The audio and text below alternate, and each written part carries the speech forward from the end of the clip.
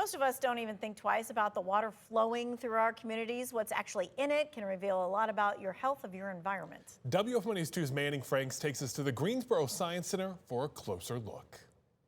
You know, it's easy to take water for granted until you start looking at what's actually in it. We are heading right off of our sensory trail to a creek. At the Greensboro Science Center, Hannah Damewood tests this stream for the things we can see and the things we can't. So for here, a lot of our animals that live in the water have very sensitive skin. So our salamanders and our frogs, if there's a lot of things in the water like ammonia or chlorine that's in the water, it can affect their skin and even their lungs. Damewood uses a probe to measure the stream's pH, temperature, dissolved oxygen, and conductivity.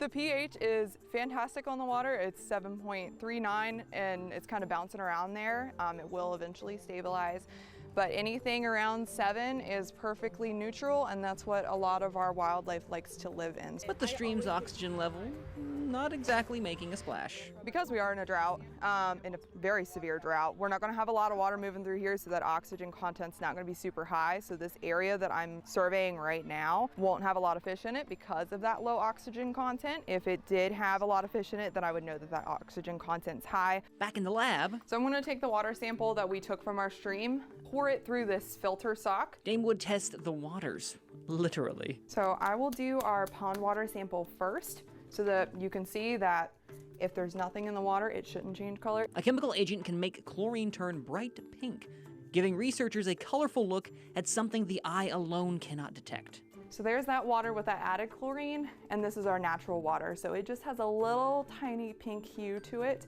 compared to this one that's going to be off the charts. A machine then measures how much is there.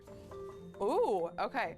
So that's reading at 0.20. That is very possible that it could have just been in that singular spot because we are in that drought where things are just sitting and settling for a long time. But that's definitely something that we're going to monitor. Because when it comes to a healthy stream, every drop offers a clue.